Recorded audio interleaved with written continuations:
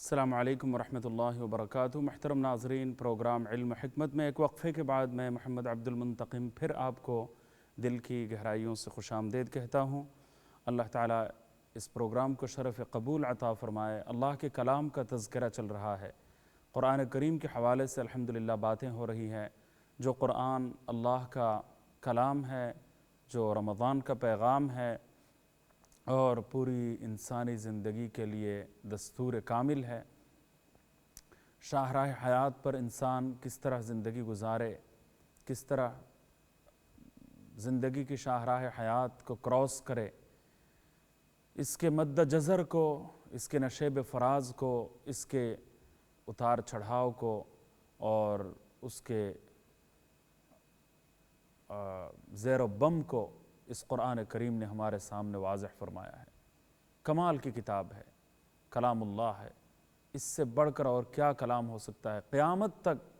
اسلام کا سب سے بڑا معجزہ ہے، رسول اللہ صلی اللہ علیہ وسلم کا سب سے بڑا معجزہ ہے۔ اللہ اکبر! اس کی مثال لانے سے پوری دنیا قاصر ہے۔ اللہ تعالیٰ نے اعلان وعدہ فرمایا ہے کہ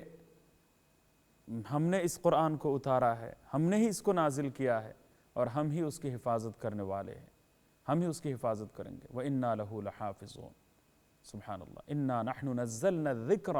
وَإِنَّا لَهُ لَحَافِظُونَ، سبحان اللہ۔ صرف اسی ایک آیت پر ذرا غور فرمائیے گا، صرف اسی ایک آیت پر۔ کیا دنیا میں کسی جگہ پر کوئی کانفرنس ہوتی ہے، کوئی مشاورتی اجلاس ہوتا ہے اور کوئی میٹنگ ہوتی ہے کہ قرآن کریم کی اس آیت کے تقاضوں کو برقرار رکھنے کے لیے، اس آیت کے تقاضوں کو پر عمل کر کے اس آیت کو سچا ثابت کرنے کے لیے ہمیں کچھ کام کرنا پڑے گا، ہمیں کوئی پلان بنانا پڑے گا کہ اس قرآن کی حفاظت سینوں میں بھی ہو جائے، اور کبھی اگر کاپیاں جلا دی جائیں نعوذ باللہ نعوذ باللہ تو پھر سینوں میں بھی محفوظ رہے، تو اس کلام کو دنیا سے مٹایا نہ جا سکے۔ اس کے حروف اور نقوش کو اگر کوئی مٹھانے کی کوشش بھی کر لے تو سینوں میں وہ حروف تو بظاہر نظر نہیں آئیں گے، وہ سینوں کے اندر داخل ہو جاتے ہیں۔ تو ایسا بارہا دفعہ ہوا ہے، مختلف لوگوں نے، بدطینت انسانوں نے یہ کام کیا ہے، لیکن اللہ تعالیٰ کے فضل و کرم سے وہ حفاظ باہر سے نکل آئے اور پھر انہوں نے قرآن کریم کو جوں کا توں پوری طرح ہمارے سامنے واضح کر کے رکھ دیا۔ اور یہ قرآنی کمپیوٹر ہے جہاں پر جس کے سافٹ ویئر میں اور جس کے ہارڈ ڈرائیو میں اور جس کے حفاظت کی جگہ پر یہ قرآن مکمل طور پر محفوظ ہے۔ سبحان اللہ العظیم! اللہ تعالیٰ نے اس قرآن کی حفاظت کا ذمہ خود اٹھایا۔ کتنے خوش نصیب ہیں وہ لوگ کہ جن کو حفاظت کے لیے اللہ تعالیٰ نے استعمال فرمایا ہے۔ کتنے خوش نصیب ہیں وہ لوگ، ان کی خوش نصیبی کی بات ہی کیا ہے۔ رشک آتا ہے ایسے لوگوں پر جن کو اللہ تعالیٰ نے حفظ قرآن کی دولت سے نوازا ہے۔ سبحان اللہ العظیم! جن کے سینے کو اللہ تعالیٰ نے اپنے کلام کے لیے منتخب فرمایا ہے۔ کتنے لوگ ہیں جن کو پڑھنا بھی نہیں آتا، کوشش کے باوجود ان سے ادائیگی ہی نہیں ہو پاتی، لیکن جن کو پھر بھی کوشش کی توفیق مل رہی ہے۔ اس سے بعض لوگ جو ہے ناراض نہ ہو جائیں یا پھر حوصلہ شکنی بعض لوگوں کی نہ ہو جائے، لیکن اگر کسی کو کوشش کی توفیق مل رہی ہے تو وہ اپنے آپ کو سعادت مند سمجھے، کیونکہ حدیث میں فرمایا گیا ہے کہ کوشش کی توفیق اگر کسی کو مل جائے اور مسلسل وہ کوشش کرے اور پھر بھی زبان پر صحیح طریقے سے الفاظ نہ آئے، ادائیگی صحیح طریقے سے نہ ہو پائے، اور وہ یتلعلع فرمایا گیا کہ الفاظ کی ادائیگی میں بہت زیادہ مشقت محسوس ہو اور بہت ہی اچھی ادائیگی نہیں ہو پا رہی ہے، تو اور پھر بھی انسان کوشش کر رہا ہے، کوئی مرد کوشش کر رہا ہے، کوئی عورت کوشش کر رہی ہے، چھوٹا کوشش کر رہا ہے، کوئی خاتون کوشش کر رہی ہے، جو بھی ہو کوشش کرنے میں لگا ہوا ہے، تو پھر اس کے لیے 2 اجر ثواب ہیں۔ حدیث میں فرمایا گیا ڈبل اجر ہے، ایک تو پڑھنے کے ثواب اور ایک تو یعنی صحیح طریقے سے نہ پڑھ سکنے کی وجہ سے جو مشقت اٹھانی پڑ رہی ہے، پڑھنا جو گراں گزر رہا ہے، اس گراں گزرنے پر، اس مشقت کے اٹھانے پر اور اس تکلیف کی وجہ سے یہ صورتحال ہے کہ سبحان اللہ العظیم اس پر ڈبل اجر دیا جائے گا، زیادہ اجر ثواب دیا جائے گا، سبحان اللہ العظیم۔ ایک آدمی، حضرت مولانا طارق جمیل صاحب ہی نے ہمیں سنایا تھا ایک مرتبہ، ایک آدمی سرائیکی زبان بولنے والے تھے، مادری زبان سرائیکی تھی، اور قرآن کریم کچھ صورتیں یاد تھی، ان سے نماز وغیرہ پڑھ لیتے تھے، لیکن کلام اللہ کی عقیدت دل میں رچی ہوئی تھی، بسی ہوئی تھی، تو وہ اللہ کا بندہ، اس کا دل قرآن کریم سے بھیگ جاتا تھا، سبحان اللہ، اور قرآن کریم کی عظمت اس کے دل میں بیٹھی ہوئی تھی، اگرچہ تلاوت تک نہیں آتی تھی، بس فرض واجب ادا ہو جانے کی حد تک چند ایک صورتیں یاد تھیں، اور باقی قرآن کریم زبانی یاد تھی، ان سے نماز پڑھ لیتا تھا، لیکن وہ اللہ کا بندہ اس پر بڑا نادم تھا، شرمندہ تھا، شرمسار تھا، کلام اللہ کی عظمت دل میں رچی بسی تھی، اور محبت کے، اس کے دل کے آنگن میں محبت کے پھول کھل رہے تھے، سبحان اللہ۔ وہ روزانہ قرآن کریم کو باوضو نکالتا تھا، کھولتا تھا، بڑی عقیدت سے اپنی انگلی رکھتا تھا، اور یہ جملہ بس ہر لفظ پر دہراتا تھا کہ میرے اللہ نے یہ جو لفظ کہا ہے یہ بھی سچ ہے، یہ بھی سچا ہے، یہ بھی سچ ہے، پھر اگلا لفظ اس پر انگلی رکھتا تھا، میرے اللہ نے یہ جو لفظ کہا ہے اور یہ جو لفظ نازل فرمایا ہے یہ بھی سچ ہے، یہ بالکل ٹروتھ ہے، صحیح ہے، پھر اگلا جملہ، پھر اگلا جملہ، یوں پورا پارا وہ روزانہ مکمل کرتا تھا۔ پتہ نہیں یہ ادا اس کو بہا گئی، اللہ تعالیٰ کو بھی یہ ادا بہا گئی، پسند آ گئی، عبدیت کا یہ انداز، سبحان اللہ العظیم، اللہ تعالیٰ کی ذات عالی کو بھی خوش کر گیا، سبحان اللہ، کہ میرا بندہ، اس کو پڑھنا تو نہیں آتا، اب پڑھنے کی کوئی سبیل بھی نہیں ہے، کون محنت کرائے، اس کا کوئی بندوبست نہیں ہے، کچھ نہیں ہے، وہ ضرورت کے مطابق تو کام چلا لیتا ہے، لیکن سمجھے بغیر بھی،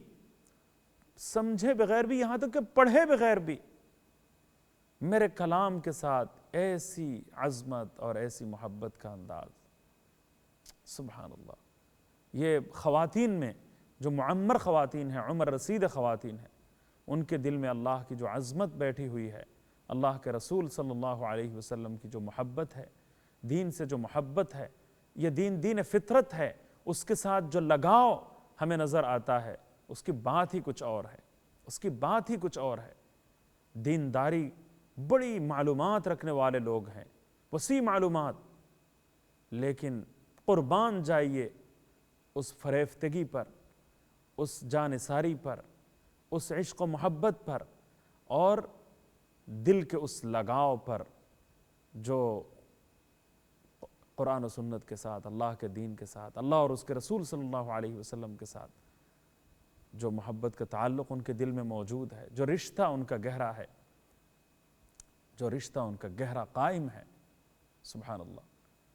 اس کا تصور بھی نہیں کیا جا سکتا، چاہے معلومات ہماری کچھ زیادہ کیوں نہ ہو جائے، چاہے ہماری کچھ گفتگو زیادہ کیوں نہ ہو جائے، لیکن سبحان اللہ العظیم، وقت کی پابندی کے ساتھ نمازوں کی ادائیگی، قرآن کریم کی تلاوت کا اہتمام، پھر اپنی کم مائگی، اپنی بے مائگی، اپنی بے بضاعتی، اور اپنی سبحان اللہ اپنی نادانی اور اپنی جہالت، اور جو کچھ آپ کہہ لیجئے گا، اس پر عجز و نیاز کا جو انداز، اس پر تواضع کی جو کیفیت، اور ان تمام باتوں کے باوجود بس اللہ کے دین کی جو عظمت، کلام اللہ کی جو عظمت ان کے دل میں بیٹھی ہوئی ہے، اللہ کی جو بڑائی ان کے دل میں جاگزیں ہیں، سبحان اللہ، رسول اللہ صلی اللہ علیہ وسلم کی ایک ایک ادا سے جو پیار ان کے دل میں بسا ہوا ہے، وہ یقیناً قابل رشک معلوم ہوتا ہے، قابل رشک معلوم ہوتا ہے۔ میرا تو جی چاہتا ہے کہ میں ان سے دعائیں لیتا رہوں، اور ان کی بلائیں لیتے ہوئے مجھے وہ مسرت نصیب ہوتی ہے، اور وہ محبت کا ایک انداز دل میں کھلتا ہے کہ اللہ تعالیٰ معذوروں کی دعائیں قبول کرتا ہے، اللہ تعالیٰ معذوروں کی اداؤں کو بہت ہی پسند کرتا ہے. سبحان اللہ. مزدوروں کے پسینے کی بڑی قدر و قیمت ہے اور معذوروں کی ادا پر بڑی فضیلت ہے. یہاں تک کہ آپ کو میں کیا بتاؤں کہ اگر کوئی پاگل ہو جائے تو اس کے لیے جنت واجب ہو جاتی ہے. یعنی جنون کی بیماری طاری ہو جائے اور معذوری ایسی لاحق ہو جائے کہ دنیاوی زندگی میں اس کی عزت اور وقار خاک میں مل جائے, ملیامیٹ ہو جائے, تو اس کا بدلہ جنت ہوتا ہے. بینائی سے کوئی محروم کر دیا جائے تو اس بینائی سے محرومی پر ہم دنیا میں یہ کہہ سکتے ہیں کہ شاید بہت بڑی کمزوری میں مبتلا ہے اور وہ تو نابینا بیچارہ ہے, نہ کوئی رشتہ ناتا اس کے ساتھ سوچتا ہے اور نہ کوئی اس کے ساتھ اپنا تعلق قائم کرنے کے لیے کسی کا دل آمادہ ہوتا ہے اور نہ ان کے ساتھ تعاون کرنے کے لیے کم ہی لوگوں کا دل آمادہ ہوتا ہوگا. لیکن اللہ کے نزدیک اللہ کو ان کی خاطر بہت عزیز ہے, اللہ کو ان سے بڑا پیار ہوتا ہے, بڑی محبت ہوتی ہے. تو اس اللہ کے بندے کا یہ حال تھا کہ وہ ہر لفظ پر پڑھنا تو نہیں آتا تھا, یہ کہتا چلا جاتا تھا کہ میرے اللہ نے یہ جو کہا ہے یہ بھی سچ ہے, یہ بھی درست ہے, یہ بھی صحیح ہے, یہ بھی سچ ہے. تو ہر لفظ کی تعریف اور توصیف اور اس کی سچائی کا اقرار کرتے ہوئے وہ روزانہ قرآن کریم کو اتارتا تھا اور تلاوت کا بھرپور وہ وقت دیتا تھا. اللہ کو اس کمزور اور اس عاجز بندے کی یہ ادا اس قدر پسند آئی کہ اس اللہ کے بندے کے انتقال کے بعد کسی نے خواب میں دیکھا تو کہا کہ اللہ نے بہت نوازا ہے اور کہا کہ تیری یہ ادا مجھے پسند آئی, میں تجھے مغفرت کر دیتا ہوں. سبحان اللہ, تیری یہ ادا مجھے بہت پسند آ گئی ہے. یعنی ہر ایک کے ساتھ یہ معاملہ نہیں ہوتا کہ کل سے کوئی پڑھنا ہی چھوڑ دے اور یہی انداز اختیار کرنا شروع کر دے, مجھے تو پڑھنا نہیں آتا. یہ ایسی بات نہیں ہے, یہ ہر ایک کے لیے کوئی اصول نہیں ہے, کوئی قانون نہیں ہے. لیکن کبھی کبھار عبدیت کا کوئی انداز ہوتا ہے. اس کو اگر چور دروازہ بنا لے, اپنی بچت کا کوئی راستہ بنا لے, تو وہ دل کی وہ کیفیت اس بیچارے کی خاک ہوگی کہ تم انگریزی بھی پڑھ سکتے ہو, تمہارے پاس استاد بھی میسر ہے, سب کچھ ہے, اور پڑھنا چاہتے ہی نہیں ہو, تو تمہارا معاملہ کچھ اور ہے. اور بہت سارے مجبور بیچارے ہیں, زندگی ایسے دیہاتی ماحول میں گزری ہے کہ کوئی سروکار نہیں تھا, کوئی چیز ان کے سامنے نہیں تھی اور خیال بھی نہیں تھا کہ کوئی شہر جائے وہاں پڑھے. پھر گھر والوں کی دیکھ بھال اور یہ ساری ذمہ داریاں ان کے اوپر آ گئیں. اس کے بعد مزید پڑھنے کی بھی سکت نہیں ہے. مزدور بیچارے ہوتے ہیں, مفلوق الحال ہوتے ہیں, مالی طور پر غیر مستحکم ہوتے ہیں, ان کا حال اور ان کا معاملہ کچھ الگ ہے, کچھ جداگانہ ہے. تو اللہ تعالیٰ کو اپنے کلام سے محبت اس قدر عزیز ہے, اپنے کلام سے محبت کا ایسا صلہ دیا جاتا ہے. اس کلام کی عظمت اپنے دل میں ہونی چاہیے, محبت سے دل سرشار ہونا چاہیے. ایک ایک حرف کو, ایک ایک لفظ کیا, ایک ایک حرف کو عقیدت کا بوسہ دیتے ہوئے ادا کرنا چاہیے. اللہ اکبر. ایک حدیث میں فرمایا گیا کہ ایک زمانہ آئے گا کہ لا یبقى من القرآن الا رسمہ. ایک زمانہ آئے گا کہ وہ لوگوں میں قرآن کی روح ختم ہو چکی ہوگی, قرآن کی روح باقی نہیں رہے گی, بلکہ وہ حلق کی حد تک بات ہوگی, گلے کی حد تک بات ہوگی. اللہ تعالیٰ اپنی پناہ میں ہمیں رکھیں اور ایسے وبال سے ہماری حفاظت فرمائے کہ حلق کے نیچے ہمارا قرآن نہ اترے. یہ بہت وبال اور ڈرنے والی وبال کی بات ہے, ڈرنے والی بات ہے کہ حلق کے نیچے یہ قرآن نہ اترے, گلے کے نیچے یہ قرآن اترنے نہ پائے. تو یہ بات ہرگز نہیں ہونی چاہیے, ہرگز نہیں ہونی چاہیے کہ حلق کے نیچے قرآن نہ اترے. الامان والحفیظ, اس کی صرف اس کے الفاظ رہ جائیں گے, خشک الفاظ رہ جائیں گے. قرآن کریم کی روحانیت باقی نہیں رہے گی. چاہے الفاظ کی ادائیگی صحیح ہو, چاہے اس میں حسن صوت بھی پایا جاتا ہو, لیکن دل کی گہرائیوں سے وہ آیات تلاوت نہیں ہوگی. کتنے لوگ ہیں جو صرف دکھاوے کے لیے, تصنع کے لیے تلاوت کرتے ہوں گے. کسی پر بدگمانی متعین طور پر کسی کے ساتھ ایسی بات نہیں ہونی چاہیے, لیکن یہ ایک بڑی آزمائش ہے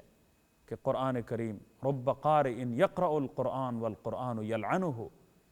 حدیث میں فرمایا گیا ہے کتنے پڑھنے والے قرآن کریم کی تلاوت کرنے والے ایسے ہیں کہ وہ قرآن تو پڑھتے ہیں لیکن الٹا قرآن ان پر لعنت بھیجتا ہے۔ اس کا ایک ہی مطلب لوگ لیتے ہیں کہ جن کو صحیح قرآن پڑھنا نہیں آتا، یعنی غلط پڑھتے ہیں، صحیح کرنے کی کوشش بھی نہیں کرتے اور انتہائی غلط سلط پڑھنے کی عادی ہے، اور قرآن کریم کو تجوید کے ساتھ ترتیل کے مطابق اور قواعد کے مطابق جو لوگ نہیں پڑھتے تو ان کے اوپر اس حدیث کو چسپاں کیا جاتا ہے۔ لیکن یہ عین ممکن ہے کہ تجوید کا معاملہ درست ہو، اخلاص نہ ہو، نام و نمود مقصود ہو، ریاکاری پیش نظر ہو، اور قرآن کی رسم باقی ہو، رسم الخط ہو، اور اس میں معنویت اور روحانیت نام کی کوئی چیز نہ ہو،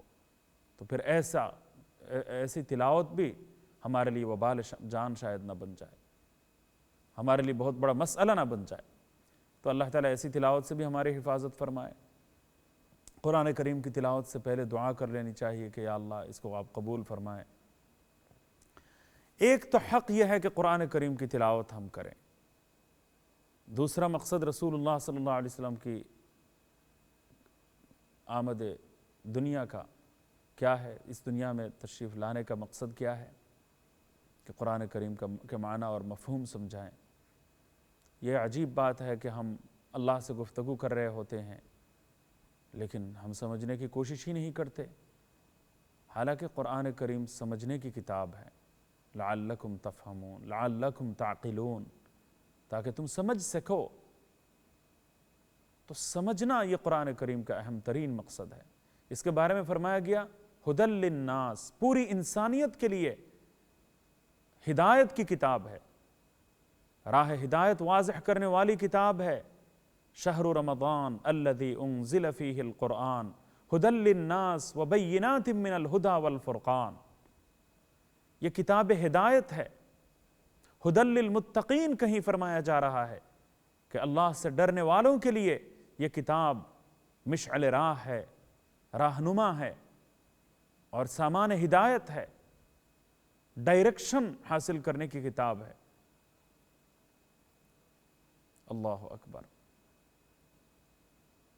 تو اس قرآن کو بار بار اس پر غور کرنے کے لیے افلا یتدبرون، یتفکرون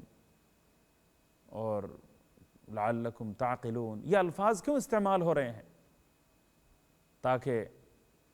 سمجھنے کا جو تقاضا ہے وہ پورا ہو سکے، پورا کیا جا سکے، سمجھنے کے تقاضوں پر عمل پیرا ہونے کی ہم کوشش کریں۔ اللہ تعالیٰ اس کی توفیق سب کو عطا فرمائے۔ عام مسلمانوں کا ایسا برا حال ہے، الامان والحفیظ، یہ پہلے زمانے میں مسلمانوں کا ایسا حال نہیں ہوتا تھا۔ تمام مسلمان قرآن کریم کے پیغام کو جانتے تھے، سمجھتے تھے، اور قرآن کریم کی تعلیم اس قدر عام تھی اور اس کے پیغام کا چرچا اس قدر چہار سو پھیلا ہوا تھا کہ اس کو سمجھنے کی کوشش ہوتی تھی۔ لیکن نیرنگی تقدیر نے وہ زمانہ بھی دکھایا ہے کہ اب جو ہے اکثر و بیشتر مسلمان قرآن کریم کے معنی اور مفہوم کو سمجھنے کی کوشش نہیں کرتے۔ بعض لوگ ہیں ترجمے کو زبانی یاد کرنے کی کوشش کرتے ہیں، ایسی بات آپ کے لیے شاید بہت مشکل ثابت ہو، اس کو یاد رکھنا اس طرح مشکل ہے، یعنی کم از کم قرآن کریم کا ترجمہ انسان سمجھے، مفہوم سمجھے۔ قل هو اللہ احد، اے نبی کریم صلی اللہ علیہ وسلم آپ فرما دیجیے گا، اعلان کر دیجیے، کہہ دیجیے کہ اللہ ایک ہے، وہ اللہ ایک ہے، اللہ الصمد، اللہ غنی ہے، اللہ بے نیاز ہے۔ تو یہ جو نہ وہ کسی سے پیدا ہوا ہے نہ اس سے کوئی پیدا ہوتا ہے، تو وہ اولاد سے بھی پاک ہے، تولد سے بھی پاک ہے،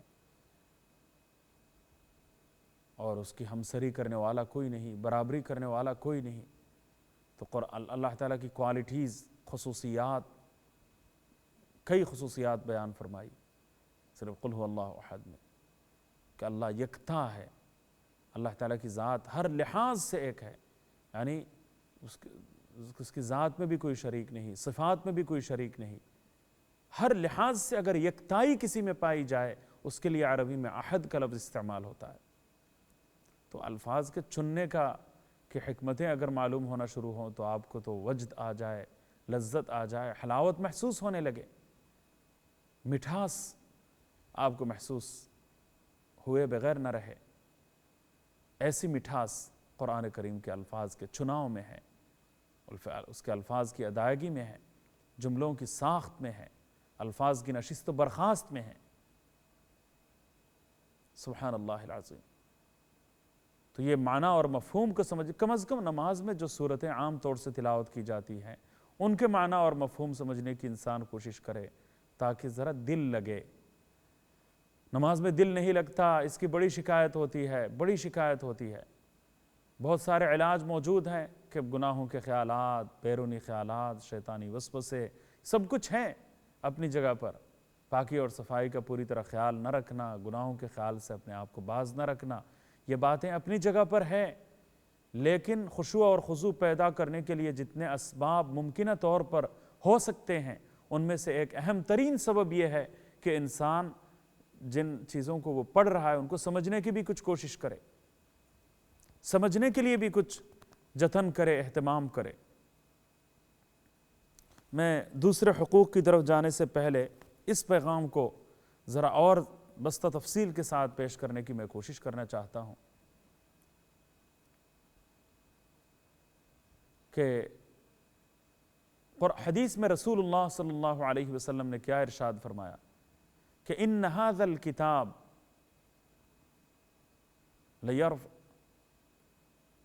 یہ وہ کتاب ہے یرفع بهذا الکتاب اقواما ویضع به آخرین، ان اللہ یرفع بهذا الکتاب اقواما ویضع به آخرین، او کما قال النبی صلی اللہ علیہ وسلم۔ بے شک اللہ تعالیٰ نے اسی ایک کتاب کی وجہ سے بہت سی قوموں کو عروج تک پہنچایا، بلندیوں تک رسائی عطا فرمائی۔ مختلف قومیں پوری دنیا میں بڑی شان و شوکت کے ساتھ ابھری اور اپنی عزت کمائی، اپنا نام کمایا، اپنا مقام حاصل کیا۔ قرآن کو امام بناؤ اور دنیا کا امام بن جاؤ، اس جملے کے وہ مصداق بنے اور دنیا میں عزت انہوں نے حاصل کی، شوکت انہوں نے حاصل کی، سطوت انہوں نے پائی۔ وَيَضَعُ بِهِ آخَرِينَ، اور اسی ایک کتاب کی وجہ سے اللہ تعالیٰ نے بے شمار قوموں کو ذلت و خواری میں گرایا، العیاذ باللہ العلی العظیم۔ اسی ایک کتاب کی وجہ سے کتنی قومیں ہیں کہ جو پستی کی انتہاؤں میں جا گرے اور عزت ان کی خاک میں مل گئی، غلامی ان کی مقدر ہو گئی۔ آج یہی صورتحال ہے۔ علامہ اقبال نے اسی کو کیا خوب بیان کیا کہ وہ زمانہ تھا کہ ہم معزز تھے عامل قرآن ہو کر، اور اب ہم ذلیل و خوار ہو گئے تارک قرآن ہو کر۔ وہ زمانہ تھا کہ ہم معزز تھے مسلمان ہو کر، اور اب ہم ذلیل و خوار ہو گئے تارک قرآن ہو کر۔ قرآن کو اختیار کرنا یہ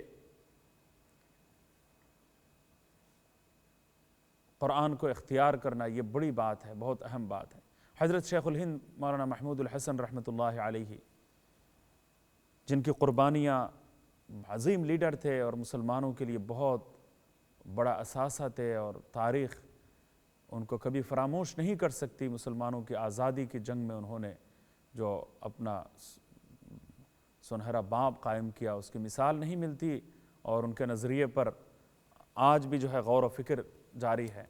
تو انہوں نے پوری زندگی کے آخر میں مالٹا کی جیل کی زندگی میں تھے، جب واپس آئے تو انہوں نے قرآن کا کیا پیغام دیا تھا، اس پیغام کو ذرا بستہ تفصیل کے ساتھ میں بیان کرنا چاہتا تھا، لیکن آج چونکہ وقت ختم ہو گیا ہے اس لیے میں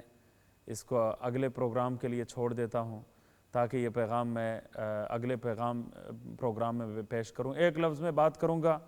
تو اس پیغام کے ساتھ ناانصافی ہو جائے گی، تو انشاءاللہ تعالی اگلے پروگرام میں اس بات کو انشاءاللہ بیان کرنے کی کوشش کریں گے۔ آج پروگرام کا وقت اختتام کو پہنچ گیا، اجازت چاہتا ہوں، دعاؤں کی درخواست ہے۔ السلام علیکم ورحمۃ اللہ وبرکاتہ۔